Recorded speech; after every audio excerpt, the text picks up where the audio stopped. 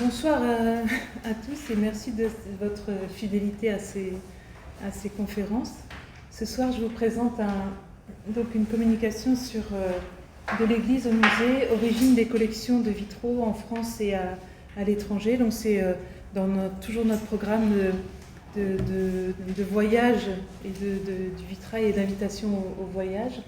Et ce soir, c'est un voyage un peu particulier pour suivre les vitraux qui ont été retirés des églises pour être mis dans des musées, musées français ou musées étrangers. Et les collections de vitraux et leur histoire, c'est un thème qui a été déjà étudié par les chercheurs qui travaillent sur le vitrail au niveau international. En 2010, il y avait eu un colloque sur ce sujet. Et cette année encore, ça vient d'avoir lieu en Suisse, il y a eu un colloque sur les collections de vitraux en lien avec une exposition qui est encore possible de voir puisqu'elle est ouverte jusqu'en octobre 2025 et qui est une exposition des collections du musée Ariana. Alors donc je disais qu'il y a beaucoup de vitraux français à l'étranger et c'est un sujet un peu qui peut parfois choquer un peu les gens qui font. On le verra en fait, ce sujet revient souvent aussi dans la presse. Beaucoup de vitraux français ont quitté le territoire national depuis le XVIIIe siècle. Et ce soir, je voulais revenir sur l'origine de ce phénomène en rappelant quelques événements marquants de notre histoire, puis en m'intéressant à l'histoire des collections et aux pratiques des restaurations qui ont nourri les collections de vitraux.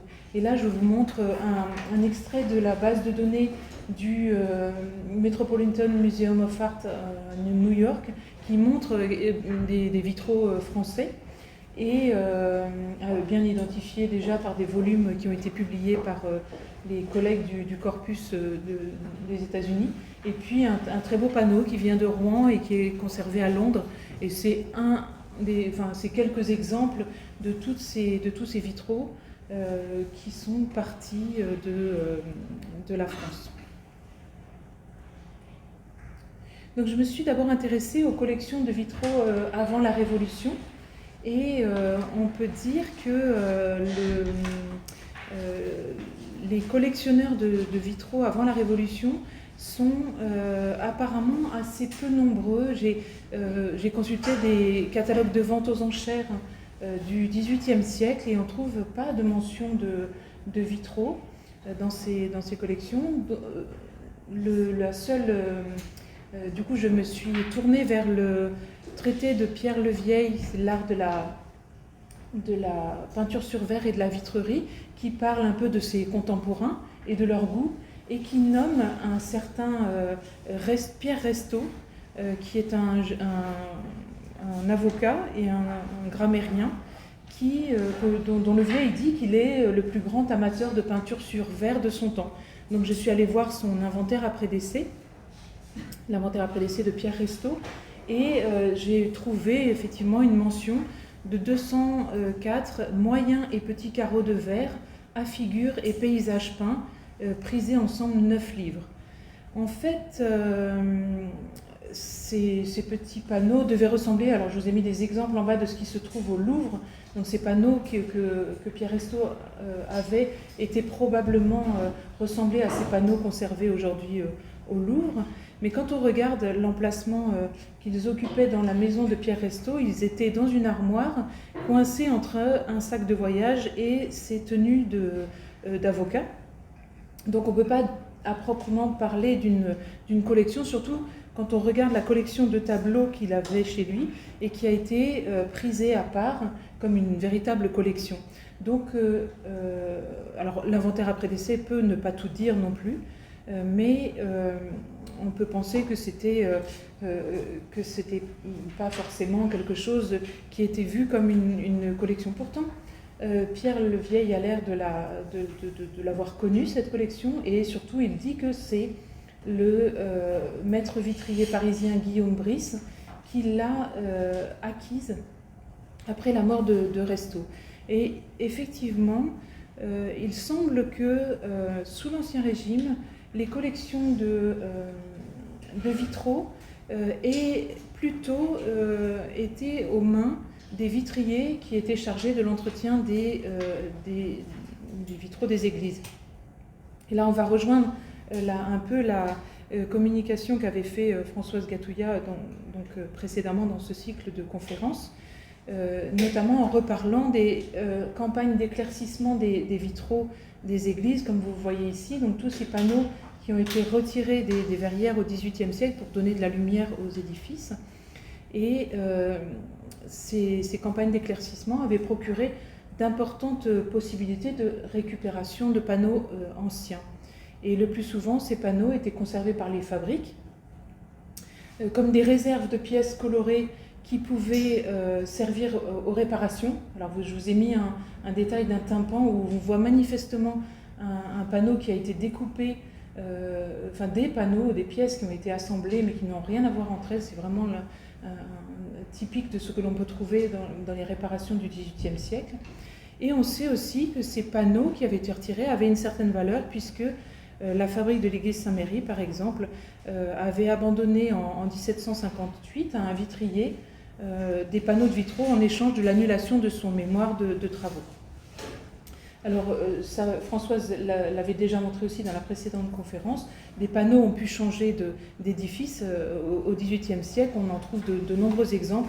Je n'en ai remis qu'un, celui du panneau qui représente un Saint-François d'Assise, qui aurait très bien pu appartenir à la verrière de Saint-Méry, qui se trouve ici, mais que l'on trouve aujourd'hui placé dans une des verrières de Saint-Étienne-du-Mont, en Bouche-Trou, dans cette verrière. Donc les panneaux réutilisés en Bouche-Trou étaient courants, et on a l'exemple avec la cathédrale de Paris, la rose ouest de la cathédrale Notre-Dame, qui est une rose contenant des panneaux du XIIIe siècle, mais dans la partie basse, dans les parties basses qui sont cachées par l'orgue habituellement. Enfin, là, c'est un montage de la rose, mais normalement, on ne voit pas bien ces parties-là. Sont insérés. Vous voyez ces panneaux provenant probablement d'un arbre de Jessé, qui sont du XVIe siècle et qui ont été mis au XVIIIe siècle dans la rose ouest de la cathédrale au moment de réparation par un vitrier. Et en général, ces panneaux étaient retirés ensuite dans les restaurations du XIXe siècle. Mais là, on a la chance de les avoir conservés. La restauration qui a eu lieu sur la rose ouest au XIXe siècle ne les a pas supprimés. Alors donc des panneaux qui ont été insérés, et puis dans d'autres cas, ce sont des verrières entières qui ont voyagé d'une église à une autre. Et vous avez l'exemple des verrières de Saint-Michel-sur-Orge qui proviennent probablement d'une église parisienne et qui ont été achetées à un vitrier parisien en 1701 et placées dans l'église de Saint-Michel-sur-Orge. Donc beaucoup de déplacements et de dispersion déjà des vitraux au XVIIIe siècle, parce que ces stocks de vitraux qui étaient aux mains des vitriers avaient favorisé ces changements, ces reprises, ces réaménages, enfin ces remontages dans d'autres édifices, et probablement aussi il y avait déjà eu dispersion dans le commerce d'art, et là aussi je renvoie à la conférence de Françoise Gatouillat qui nous a montré que des panneaux de la rose ouest de Saint-Méry avaient été aujourd'hui dispersés entre la France, les États-Unis et Cuba. Alors la Révolution française va être la cause d'une plus grande dispersion encore des vitraux français. Donc les verrières qui avaient déjà subi des dégâts importants depuis le XVIIe siècle, en fait, et pendant tout le XVIIIe siècle, vont être à nouveau victimes de l'idéologie révolutionnaire. Vous savez qu'il y a eu des décrets pendant la Révolution demandant la suppression des insignes de la royauté, Alors ça, c'est pas comme on l'a écrit souvent, ça n'a pas détruit des vitraux, mais souvent ça a entraîné des mutilations ou des dégradations partielles sur les vitraux. Et on a un constat à Rouen en 1802 des administrateurs de l'église Saint-Ouen de Rouen qui écrivent que la main dévastatrice de la Révolution a mutilé la plupart des panneaux figurés et elle a brisé tant dans les galeries que dans la nef tous les panneaux qui étaient à sa portée. Beaucoup de vitraux aussi pendant la Révolution furent vendus parce que les églises qui les abritaient avaient reçu une nouvelle affectation ou avaient été détruites. Donc il y a eu effectivement beaucoup de vitraux dispersés dans le commerce à cause de ces nouvelles affectations. Mais il faut aussi rappeler que la Révolution a offert les premières directives en matière de conservation, avec la mise en place de commissions des monuments et de mise en place de commissions, notamment la commission des monuments puis la commission temporaire des arts, qui entreprirent des inventaires, ce qui permit certainement de sauvegarder des œuvres qui sinon auraient disparu. Toutes ces commissions chargées de la préservation des œuvres d'art furent aussi, malheureusement, à l'origine de déplacements de vitraux pour les mettre à l'abri, ce qui eut pour conséquence, on le verra après, la perte d'une grande partie d'entre eux. On sait que des dépôts ont été créés dans certaines villes. À Rouen, c'était le couvent des Jacobins qui a servi de dépôt. Alors il y avait peu de vitraux ont été conservés dans ce dépôt des Jacobins à Rouen. Mais le plus célèbre des dépôts, c'est celui qui a existé à Paris, au couvent des Petits Augustins, et qui est devenu ensuite musée des monuments français. Et Alexandre Lenoir, le célèbre garde de ce dépôt, a joué un rôle pionnier dans la récupération des œuvres d'art et dans leur mise à l'abri. Mais on va voir aussi que son rôle a été un peu ambigu. Donc Lenoir rassemble dans ce dépôt qui est très très grand. Vous avez le plan du dépôt des Petits Augustins. Il va rassembler dans ce dépôt des œuvres très diverses qui sont choisies soit pour leur qualité formelle, soit pour leur intérêt historique. Et il est l'un des premiers en France à montrer un intérêt pour la peinture sur verre. Dès 1795, il présente un rapport sur la peinture sur verre, et l'année suivante, il publie un catalogue des œuvres des vitraux de son musée, accompagné d'un traité sur la peinture sur verre. Donc, je vous ai mis une page d'une des nombreuses éditions de Lenoir qui a édité son catalogue et à plusieurs reprises avec des augmentations des retraits. Avec des gravures aussi, des vitraux qu'il avait prélevés. Et évidemment, le musée et le musée des monuments français est assez bien connu parce qu'il y a eu beaucoup de représentations des salles qui ont vraiment frappé les esprits. Donc avec Lenoir est née la conception du vitrail comme objet de collection, pouvant trouver sa place dans un musée.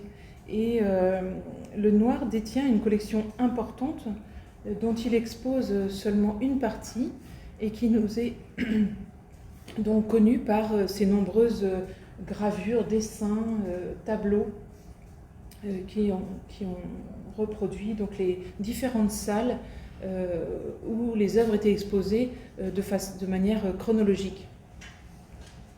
Quand les vitraux sont prélevés dans des monuments et qu'ils arrivent au musée, ils sont en général nettoyés. Les pièces manquantes sont complétées par des bouche-trous, par le vitrier du musée. Il y a dans l'histoire du musée des monuments français plusieurs vitriers qui ont travaillé sur la collection de vitraux engrangés par Lenoir. Et ces vitriers puisent dans les stocks des vitraux qui sont arrivés au musée pour réparer les vitraux qui sont exposés. Et ce stock est assez souvent renouvelé. Pour adapter les vitraux aux fenêtres, les vitriers, ou le vitrier, alors il y en a un qui va avoir sa place pendant un certain temps, c'est Jean-François Tailleur. Donc Jean-François Tailleur n'hésite pas à redécouper des vitraux pour les adapter aux espaces des fenêtres, des portes, du couvent des Petits Augustins. Et il leur ajoute des bordures. Vous en avez un exemple. Donc vous reconnaissez ce tableau qui représente en fait la folie du roi Charles VI, mais qui est aussi une vue de la salle du XIVe siècle du musée des monuments français. Et sur la porte qui ouvre sur la cour, on voit des fragments de vitraux de Saint-Denis et un panneau qui semble être plutôt du XVIe siècle et dont je n'ai pas réussi à savoir d'où il provenait. Mais vous voyez que les panneaux de Saint-Denis ont été retaillés et assemblés avec des bordures. Là, il y a une autre partie d'un vitrail de Saint-Denis. Donc on n'hésite pas à prélever des parties intéressantes pour en faire des objets d'exposition.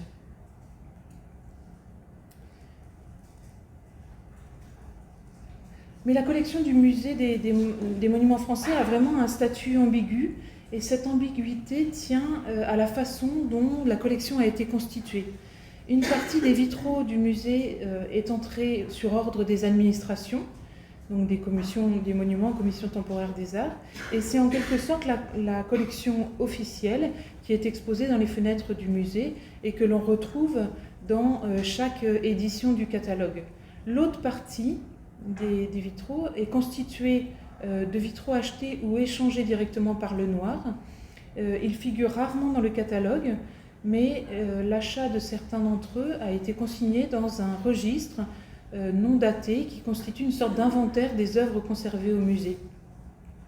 Et le problème de cette collection, c'est que la distinction entre les deux collections, la collection officielle et celle qui est plutôt celle de Lenoir, n'est pas du tout aisée à établir. Et même pour Lenoir, on voit que la frontière n'est pas tout à fait claire.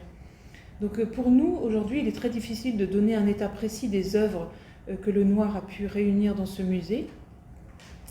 Et certains vitraux qui sont décrits dans les premières éditions du catalogue du musée n'apparaissent plus du tout dans les suivantes. J'ai 3 exemples de ce type. Il y a les vitraux de la chapelle de Picardie, les vitraux de l'église Saint-Leu, ou encore les vitraux de la chapelle de Sainte-Marie l'Égyptienne, qui sont dans ce cas de figure. Ces vitraux ont pourtant été déposés au musée et certains ont même un temps été exposés. Et on a le même problème avec les vitraux de l'église Sainte-Geneviève. Les vitraux de l'église Sainte-Geneviève, c'est des vitraux qui ont été mis en vente par l'État, par la commission des monuments. Et Lenoir va en récupérer une partie. Donc on sait que 4 panneaux provenant de cette église étaient insérés avec d'autres vitraux dans une des portes de la salle du XIVe siècle. Donc peut-être les vitraux, le vitrail que je vous ai montré ici. Mais on n'a aucune description de ces vitraux. Et en plus, ils ne sont jamais mentionnés dans le catalogue des vitraux du musée. Donc ces quelques exemples nous montrent le flou qui existait entre la collection officielle du musée et celle considérée par Lenoir comme sa propriété personnelle et dont il se servait à l'occasion comme monnaie d'échange. On a plein de petites mentions dans les archives de ces échanges d'œuvres d'art. Et pour récupérer des vitraux, Lenoir laissait partir d'autres œuvres. Ça a été le cas en 1796 avec le curé de Saint-Germain-des-Prés, qui a envoyé à Lenoir des panneaux de vitraux du XIIIe siècle en échange de plusieurs objets, dont notamment une statue de la Vierge et un baptistère.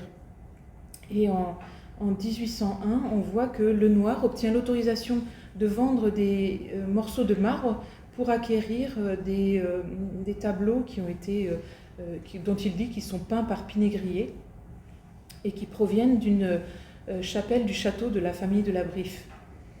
Et ensuite, il y aura une affaire aussi avec un libraire parisien le libraire Panckoucke, qui en 1820 va réclamer à Lenoir des vitraux qu'il lui a confiés.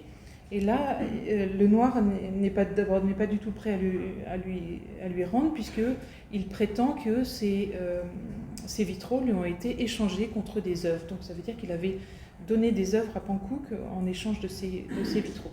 Et donc vous voyez une frontière très floue et un jeu avec ces collections de vitraux qu'il a amassées au dépôt des Petits Augustins, avec lequel il joue et dont on ignore en fait souvent les descriptions et le détail de ce qu'il a pu amasser. Alors son périmètre d'action est quand même assez limité.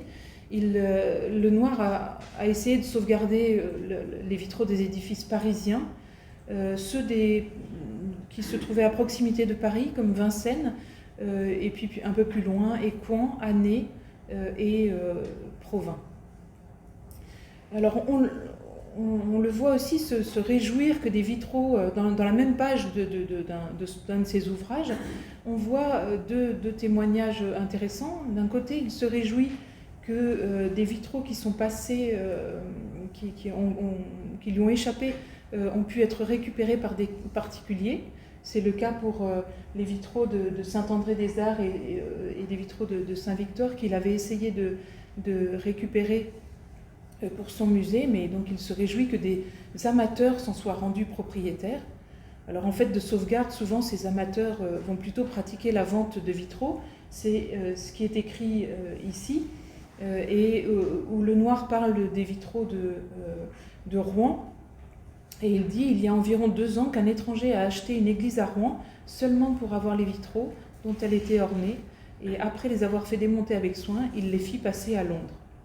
Et on a un autre témoignage rapporté par Eustache Hyacinthe Langlois, qui est un personnage important de la ville de Rouen, qui a écrit un mémoire sur la peinture sur verre. Et dans ce mémoire, il cite une lettre de Lenoir qui dit « J'ai eu dans les mains les vitraux de la Chartreuse de Rouen, représentant des sujets tirés de la vie de Saint-Bruno. Le particulier auquel ils appartenaient voulait les vendre. J'ai fait les démarches convenables afin d'en obtenir l'acquisition pour le musée. À mon grand regret, je n'ai pas réussi. Je crois qu'ils sont passés dans le gouffre qu'on appelle Angleterre, où passent aujourd'hui tous nos objets d'art. » Et alors le gouffre que l'on appelle Angleterre, ça fait sourire, parce que en fait, il semble bien que Lenoir se soit laissé lui-même attirer par ce gouffre, parce qu'on a découvert son nom.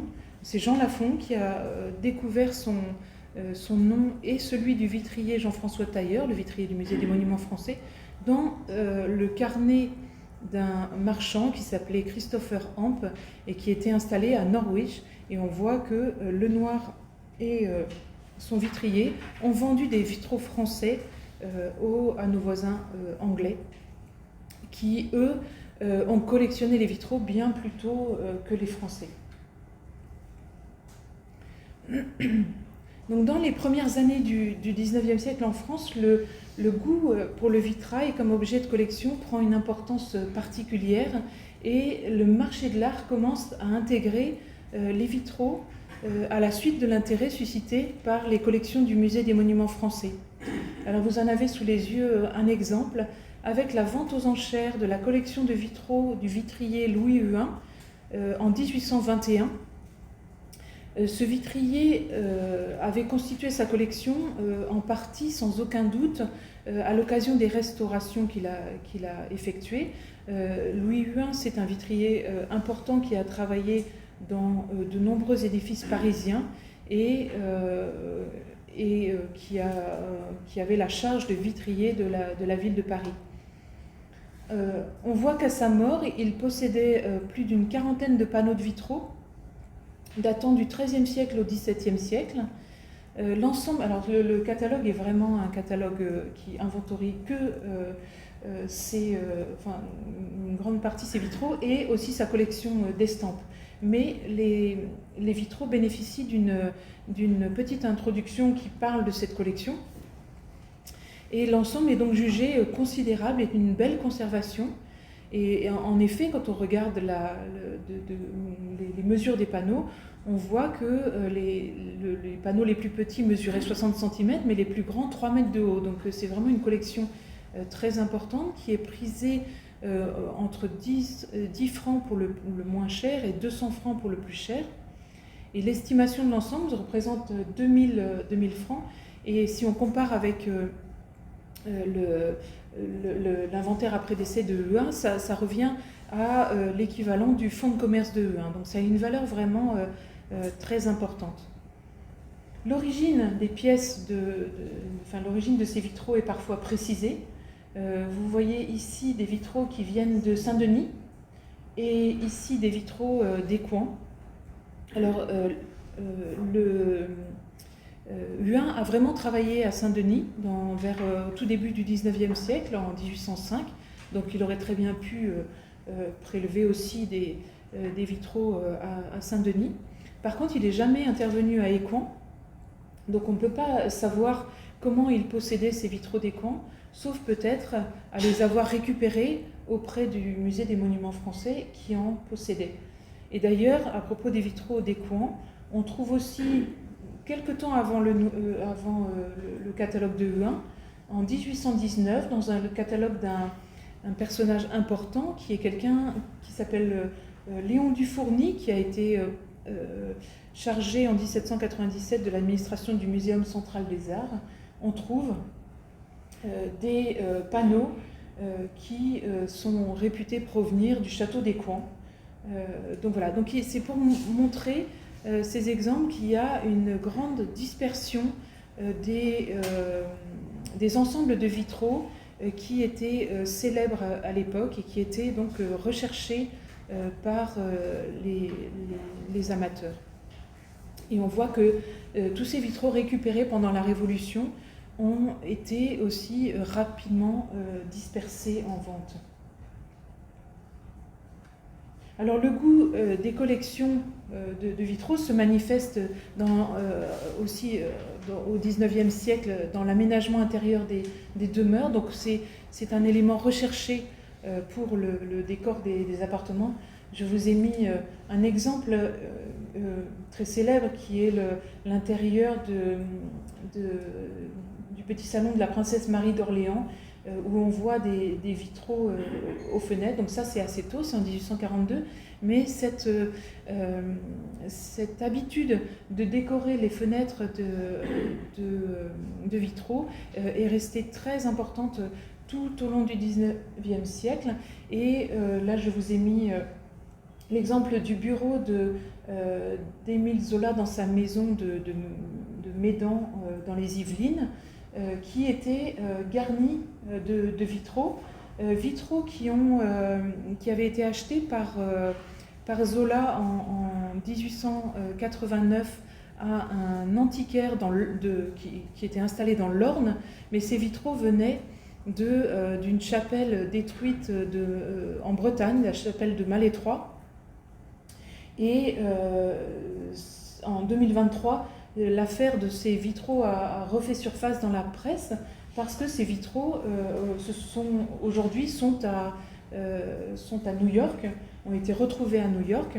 Et en fait, il s'agit alors vous pourrez redécouvrir l'histoire de ces vitraux qui a été largement relayée dans la presse, mais c'est seulement qu'après la mort de Zola, sa veuve a vendu l'intérieur de la maison, dont ces vitraux, et ces vitraux de Malétroit, passés par un antiquaire de l'Orne, sont arrivés entre les mains d'un magnat de la presse américain, et donc aujourd'hui retrouvés à New York. Mais bon, ça c'est un petit excursus, mais c'est pour vous dire que la presse est souvent agitée des vitraux français conservés à l'étranger. Donc on peut revenir au début du XIXe siècle et à la fin du musée des monuments français. Cette fin du musée des monuments français a été... Louis Réau, quand il a évoqué la dispersion des collections de ce musée, il n'a pas hésité à parler d'un gâchis puisque les églises, notamment de Paris, mais d'autres aussi, ont reçu dans le plus grand des ordres des œuvres qui leur avaient appartenu ou pas, et dont certaines provenaient aussi d'églises détruites. Et sur toutes ces opérations de restitution, il reste beaucoup de zones d'ombre, et on ignore totalement le sort réservé aux vitraux de certains édifices. Alors parmi les restitutions chaotiques après la fermeture du musée des monuments français, j'ai choisi de vous montrer l'exemple des vitraux de la Sainte-Chapelle de Vincennes. En 1796, ce sont les 7 verrières de la chapelle, alors que vous les voyez ici aujourd'hui remises en ordre, et c'est un montage du Centre des Monuments Nationaux qui présente toutes les verrières de la Sainte-Chapelle de Vincennes. Donc elles occupent le cœur de la Sainte-Chapelle, et ce sont tous ces vitraux qui, en 1796, sont entrés au Musée des Monuments Français. Mais de tous ces vitraux, seulement 2 scènes ont été prélevées pour être exposées dans la grande salle du XVIe siècle du Musée des Monuments Français. Et là, on a aussi une iconographie abondante pour les documenter. Donc c'est l'actuel registre supérieur de la B1 et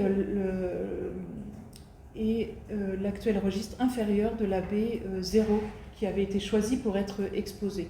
Donc les scènes ont été montées dans ces grandes ouvertures du Musée des Monuments Français, sans meneaux, dans des serrureries, et elles ont été coupées dans leur partie supérieure.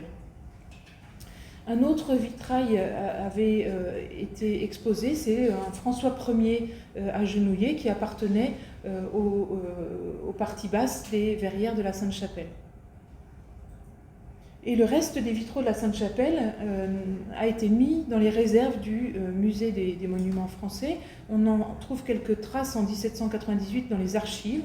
On sait que des panneaux à cette époque-là ont été confiés aux vitriers du Musée des Monuments Français pour être restaurés ou pour servir aux restaurations d'autres vitraux.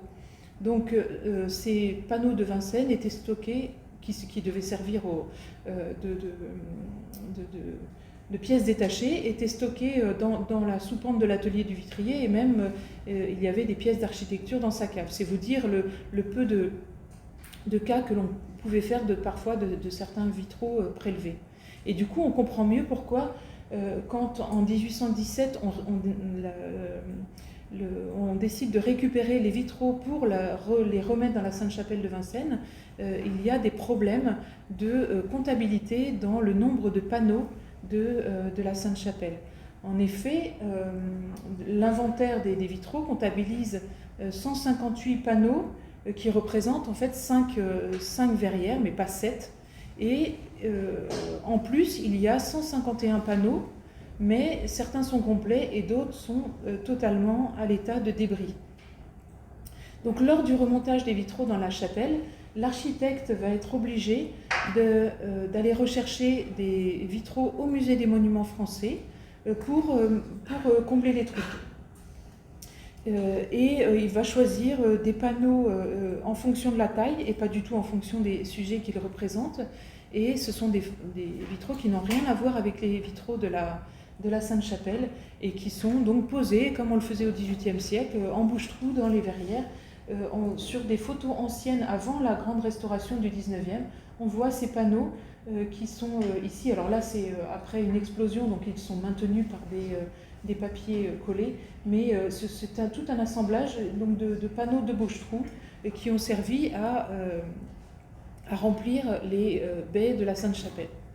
Et autre histoire aussi du remontage, c'est que le panneau de François Ier qui était exposé au Musée des Monuments Français, donc lui qui n'avait pas été mis dans les réserves, qui était tout à fait disponible, n'a pas été choisi pour être remonté dans les verrières de la Sainte-Chapelle. Il a disparu pendant tout un temps, on ignore totalement ce qu'il est devenu, et puis il est réapparu dans les collections publiques, et aujourd'hui on peut le voir à Écouen, au musée d'Écouen, et c'est finalement le Henri II qui devait être en réserve, qui a été choisi pour être remonter dans les vitraux de la Sainte-Chapelle. Alors j'en profite pour faire une petite annonce. Bientôt vous saurez tout sur les vitraux de la Sainte-Chapelle de Vincennes, puisque un ouvrage est en préparation et qu'il paraîtra dans les mois prochains. Alors d'autres vitraux qui étaient passés par le musée des monuments français ont totalement disparu. C'est le cas pour la France, en tout cas. C'est le cas des vitraux de l'église du Temple, cette église a été démolie en 1796. Les vitraux étaient au musée des monuments français, mais non pas. Ils ont été un temps pressentis pour être placés dans la Sainte-Chapelle de Vincennes, justement, mais ils ont été renvoyés parce qu'ils ne convenaient pas.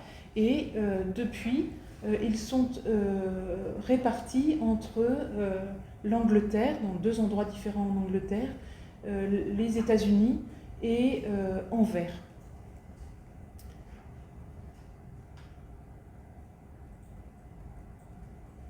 Alors après ces restitutions du musée des monuments français qui ont occupé donc, les 20 premières années du XIXe siècle, s'est ouvert la grande ère des restaurations de vitraux des différentes églises et des cathédrales en France.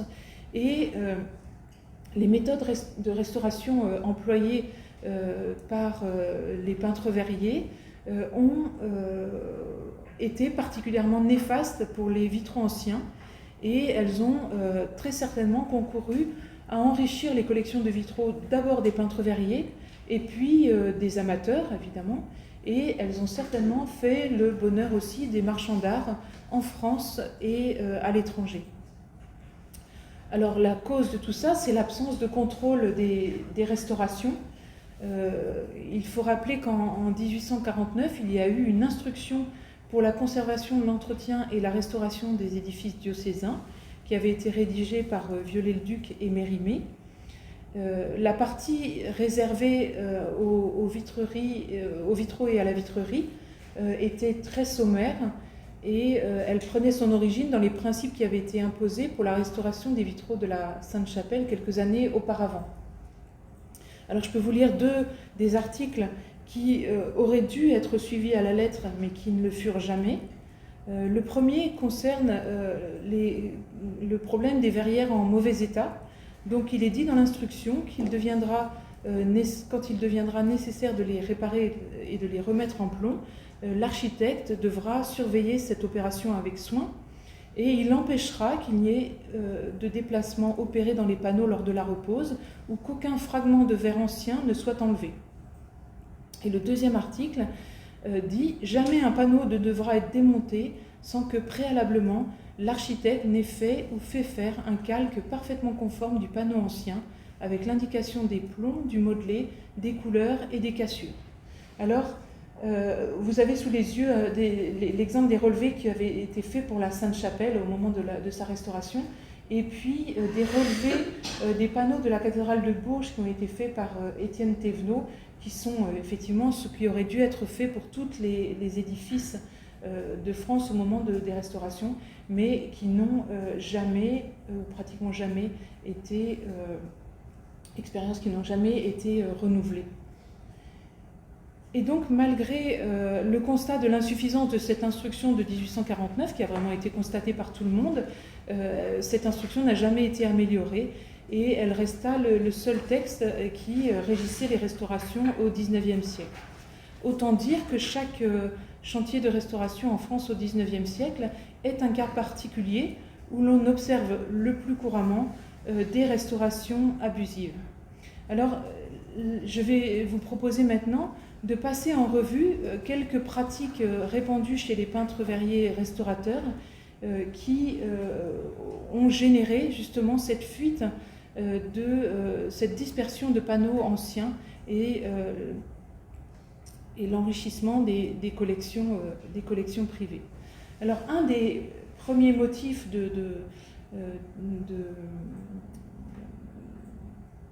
dans les restaurations qui a forcé les restaurations, c'est le remplacement des pièces cassées Et souvent, l'impossibilité de réparer, c'est-à-dire qu'on ne peut pas, au XIXe siècle, coller des pièces entre elles, et la volonté d'avoir dans un vitrail une meilleure lisibilité. Donc souvent, ces deux motifs ont été associés dans les restaurations et ont provoqué le changement de beaucoup de pièces anciennes. Alors, des distinctions pouvaient être faites entre les visages et les autres parties d'un vitrail, telles que les pièces de fond, les architectures ou les paysages, mais il est certain que si une tête présentait un état fragmentaire ou était barrée d'un ou de plusieurs plombs de casse, elle était changée.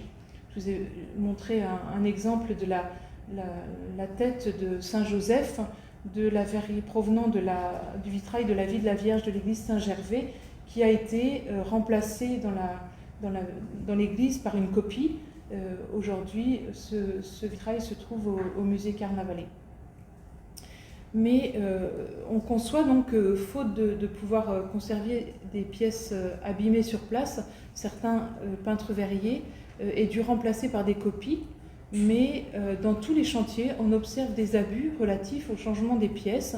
Et c'est le cas, si vous regardez le panneau qui est sur l'autre côté de l'écran, on voit que les têtes retirées par Félon au vitrail de la vie de la Vierge de Saint-Étienne-du-Mont, on voit que la tête de la femme est en effet cassée en plusieurs fragments, mais celle de l'homme à côté est intacte.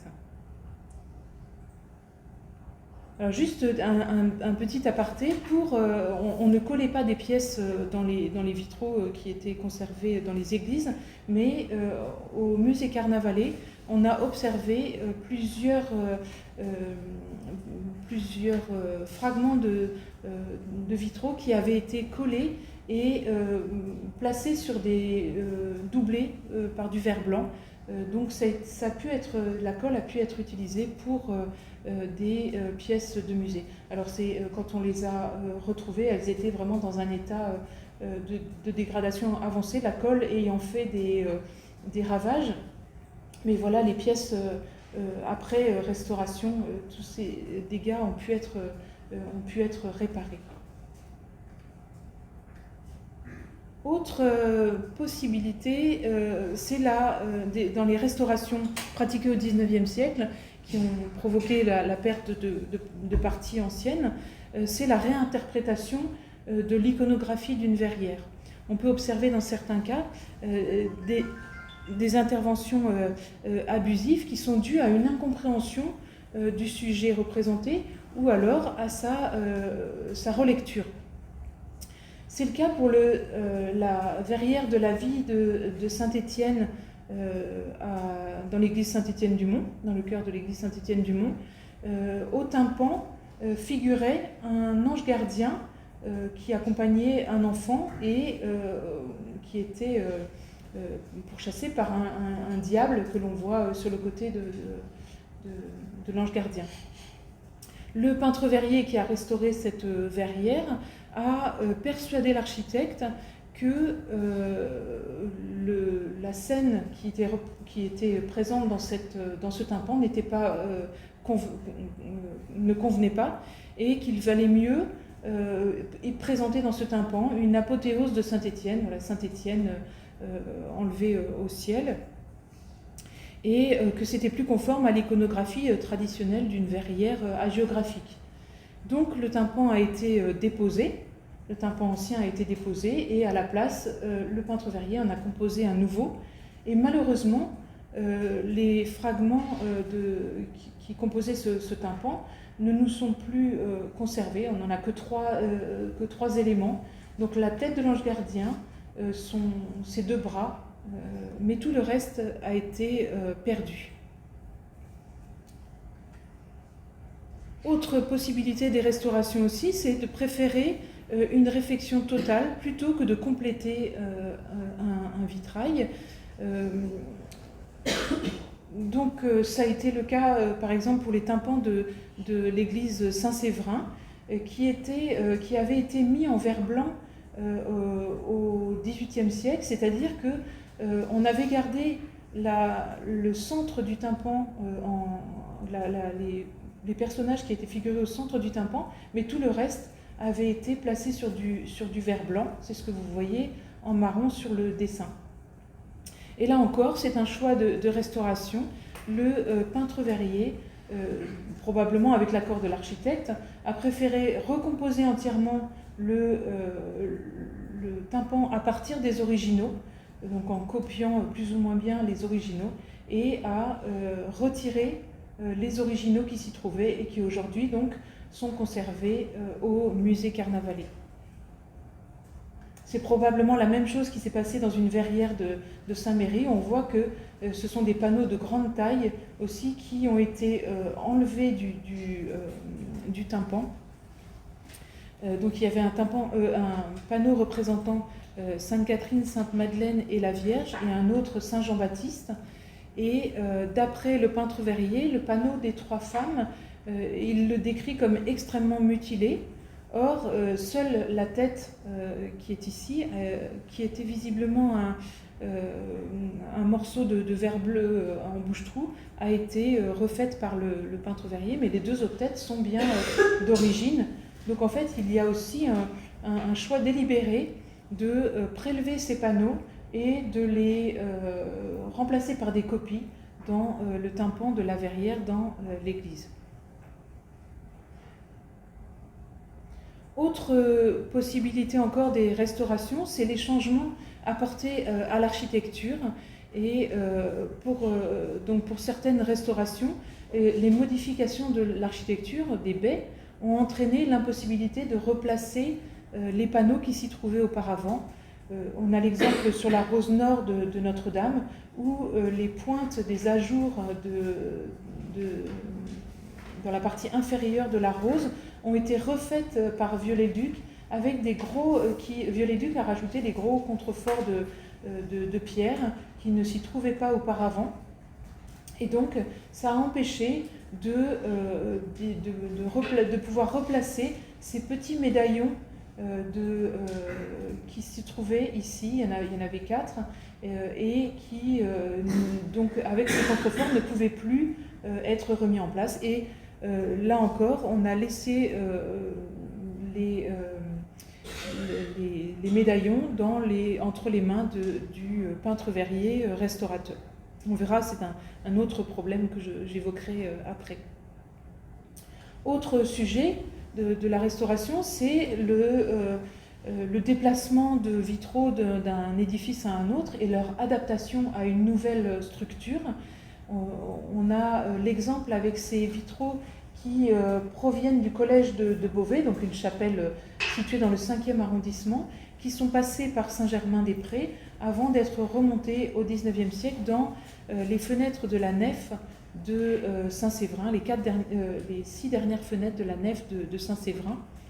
Et ça a été une opération assez longue et qui a énormément transformé les panneaux d'origine. Ici, vous avez un projet d'installation de ces vitraux dans les fenêtres de Saint-Séverin, et vous voyez que les panneaux qui viennent du collège de Beauvais occupent les personnages occupent 2 panneaux de vitraux, et aujourd'hui, ces panneaux occupent 2 panneaux plus un tiers de panneaux en plus. Donc vous voyez il y a eu une modification importante, et il y a un seul vitrail qui est resté dans son état d'origine, c'est un panneau qui était caché derrière l'orgue, donc que personne ne voyait. Donc ça a été une longue opération menée par l'architecte Victor Baltard, qui a voulu donc placer ces vitraux du collège de Beauvais dans les fenêtres de Saint-Séverin. Mais une fois les vitraux mis en place, il a trouvé que les figures du collège de Beauvais flottaient un peu dans l'architecture, dans la structure de la fenêtre qui était beaucoup plus grande. Et donc il a fait recomposer entièrement les personnages, les grandes figures de saints, en les élargissant et en les agrandissant. Ce qui fait qu'on a aujourd'hui dans l'église des panneaux presque entièrement 19e pour les personnages. Il reste peut-être des fragments d'architecture anciens dans les parties hautes et les parties basses, mais les panneaux originaux du collège de Beauvais sont au musée Carnavalet, moins les têtes qui avaient déjà été prélevées auparavant et recopiées par Lafaille dans une première opération de remise en place. Donc on a toute une collection des personnages provenant du collège de Beauvais. Les corps sont du XIVe siècle, les têtes du XIXe, et les têtes originales qui avaient donc été supprimées parce qu'elles étaient barrées par des plombs de casse, donc il fallait les remplacer par des copies qui auraient fait plus propre et plus lisible. Les têtes, il n'y en a plus qu'une qui existe parce qu'elles avaient été données au musée Carnavalet, mais elles ont été perdues, alors que les panneaux de vitraux qui avaient été abandonnés par Baltard au peintre verrier ont été donnés par le peintre verrier à un ami, ce qui a permis de les retrouver plus récemment chez les descendants de cet ami du peintre verrier. Donc voilà, des histoires rocambolesques avec voilà, vous pouvez imaginer avec le nombre de ces panneaux, vous avez une image parfois de la taille des pertes de vitraux anciens que les édifices ont pu subir. Et puis il y a aussi dans les restaurations, des restaurations absolument inexplicables, injustifiables, c'est manifestement des abus que l'on pourrait appeler la tentation du collectionneur. Voilà, ce sont des changements de pièces anciennes, c'était des choses assez courantes chez les peintres verriers, mais des changements de lancettes entières dans des vitraux, c'est quand même des pratiques donc un tout petit peu plus rares, mais qui ont vraiment aussi existé. Et vous avez sous les yeux une verrière de l'église Saint-Gaudard de Rouen, dans lequel le peintre verrier Gaspard Xel a placé une copie d'un panneau qui aujourd'hui, dont l'original aujourd'hui est au Louvre. Et on ne peut pas justifier de la mise en place de cette copie et du prélèvement d'un panneau qui est en parfaitement bon état. Et alors, il y a une affaire aujourd'hui qui secoue qui est revenue aussi dans la presse très récemment, en février. C'est l'affaire des vitraux de 2 verrières de Chaumont en Vexin, qui sont des verrières du XVIe siècle. Alors, dans l'église de Chaumont en Vexin, il y a des copies, et les originaux du XVIe siècle sont à San Francisco. Et malgré une étude très sérieuse menée par Thérèse Bosbertin, et qui a fait l'objet aussi qui a fait l'objet d'un article dans le bulletin monumental, la raison de cette modification n'a pas pu être expliquée. Alors les exemples de ce type de pratiques abusives sont légion, et elles ont perduré bien au-delà du XIXe siècle jusqu'au XXe, on en trouve encore, et je vous engage à regarder, à consulter le colloque du Corpus sur les collections de vitraux qui a été publié en 2010, et vous y trouverez des articles de Sylvie Balcon sur les vitraux de Troyes ou de Karine Boulanger sur les vitraux de la cathédrale de Clermont qui parlent justement de ces pratiques. Alors la question suivante, c'est le devenir des pièces retirées des vitraux lors des restaurations. Et c'est un sujet qui a été toujours laissé de côté. À la fin des chantiers de restauration, la question des pièces anciennes retirées n'a presque jamais été abordée. Et la déontologie des restaurations est restée longtemps très insuffisante dans ce domaine. Alors il a pu arriver qu'à l'issue d'un chantier, un peintre verrier rende à l'administration chargée des travaux les pièces anciennes prélevées, mais cette pratique a été loin d'être systématique. Il existe aussi dans les musées quelques panneaux donnés par les peintres verriers eux-mêmes. Vous avez l'exemple de la de la Vierge à l'enfant provenant de la Sainte-Chapelle de Vincennes, qui a été donnée par Oudinot au musée du Louvre très rapidement après qu'il ait terminé la restauration des vitraux de la Sainte-Chapelle. Voici la copie qu'il a mise en place dans les vitraux de la Sainte-Chapelle. Mais ce panneau est une bien petite offrande par rapport à tout ce que Oudinot a conservé et qui est passé ensuite dans le commerce d'art. Et puis je vous ai remis aussi le panneau, le visage prélevé dans la verrière de la sagesse de Salomon à Saint-Gervais. Vous avez le panneau, le vitrail qui est ici, et qui a été donné par Félon au musée des arts décoratifs. Félon a fait plusieurs dons à des musées différents, au Louvre, au musée des arts décoratifs, au musée de Cannes. Voilà. Mais il est probable aussi qu'il avait gardé des vitraux dans ses collections propres.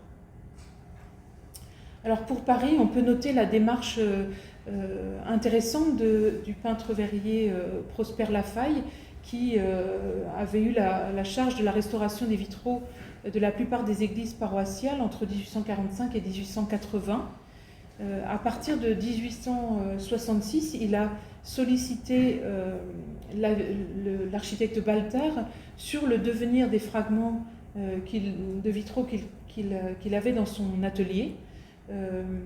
Et une commission avait été désignée pour faire un choix et dans son atelier, et pour verser une partie des pièces dans ce qui allait devenir le musée Carnavalet.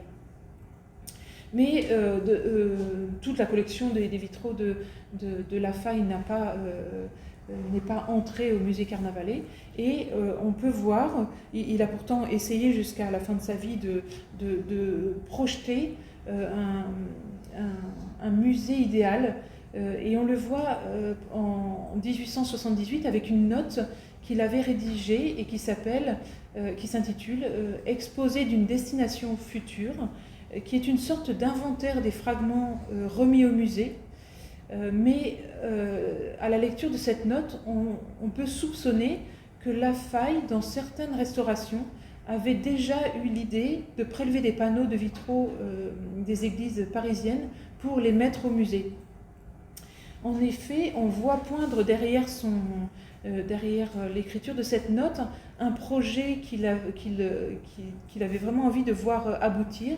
C'était celui d'exposer des fragments anciens retirés des églises de Paris à côté de relevés ou de dessins de verrières d'où ils provenaient, et il aurait en cela imité ce qu'il avait vu dans l'église de Gouda en Hollande, où des cartons des verrières sont exposés et permettent de voir de comprendre les vitraux. Et Lafaille envisageait même la publication d'un ouvrage sur ces fragments retirés des églises parisiennes. Alors la note de Lafaille montre aussi, Lafaille essaye de montrer quel avantage le public aurait pu trouver à contempler des scènes qui représentaient les mœurs parisiennes au fil des siècles. Et on voit bien que dans le choix qui a été opéré dans les fragments, ce sont les fragments jugés les plus caractéristiques qui ont été placés dans les fenêtres du musée. Il fallait également satisfaire les visiteurs et les artistes, c'est vraiment dit par les gens qui se sont intéressés à cette collection au XIXe siècle et qui se sont réunis pour en discuter. Donc il fallait satisfaire les visiteurs, les artistes, en leur présentant avec ces collections de fragments les procédés des anciens peintres verriers. Donc pour les praticiens du vitrail également en visite au musée, cette collection de fragments devenait un véritable enseignement pratique. Donc là, les fragments ont été placés dans l'édifice, dans le musée, en fonction de leur provenance et également par ordre chronologique. Alors, ce sont ici, vous avez deux photos des panneaux tels qu'ils étaient exposés il y a encore quelques années dans la salle des enseignes. Et on voit ici que les panneaux provenant de l'église Saint-Séverin ont été réunis dans une même fenêtre. Et on a aussi dans les archives de la faille quelques projets d'exposition de panneaux tels qu'il aurait aimé les présenter. Et c'est très intéressant parce que certains panneaux ont aujourd'hui disparu.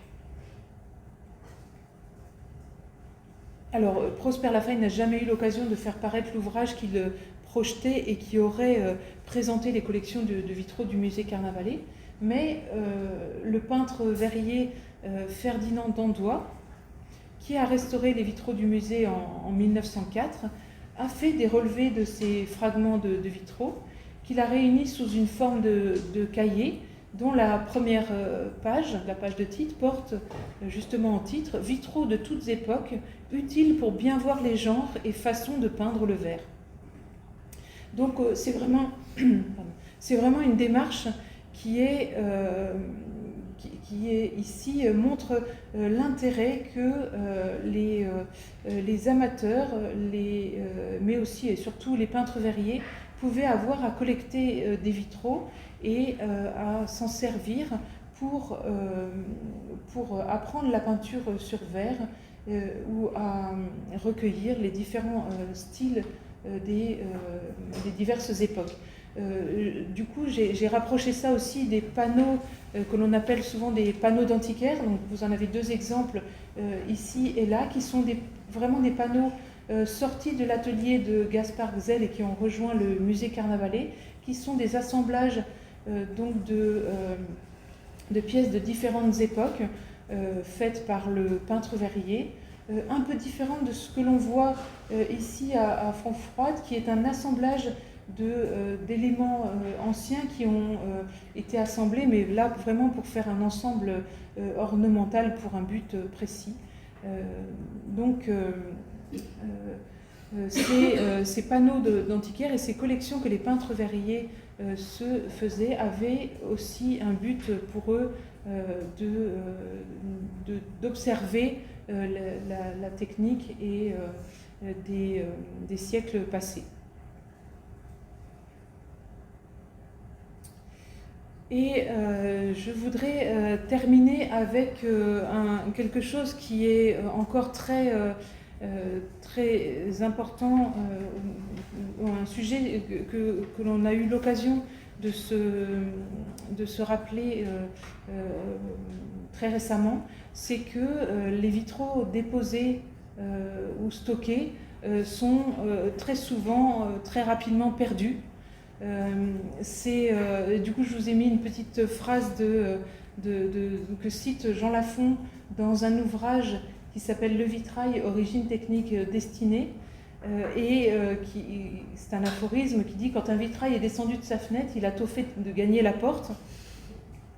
Et à la suite de cette phrase, il raconte dans son ouvrage toutes sortes de dispersions, ventes qu'il a vues en France et à l'étranger. Donc il finit son ouvrage là-dessus, c'est très peu encourageant. Et il prouve bien en fait effectivement un vitrail qui est sorti de sa fenêtre et qui est déposé pour cause de travaux risque fort d'être perdu. Et je vous ai mis aussi deux exemples de redécouverte de stocks de vitraux. Alors le premier, c'est en 1903, les journaux ont été inondés de cette petite annonce de tout d'un coup la redécouverte de stocks de vitraux anciens au Palais de Justice de Paris. Donc les spécialistes sont saisis de cette affaire pour voir que, en fait, il s'agissait de vitraux qui avaient été mis dans les fenêtres de la Sainte-Chapelle, puis retirés au moment des restaurations. Et l'histoire finit bien parce que dès 1903, en fait, on raconte dans les journaux que cette collection de panneaux retrouvés va être placée au musée de Cluny. Et puis il y a l'histoire plus près de nous de ces vitraux contemporains, donc de ces vitraux plutôt du XXe siècle, qui avaient été exécutés par des peintres verriers en 1935 pour la cathédrale de Paris, et puis avec les péripéties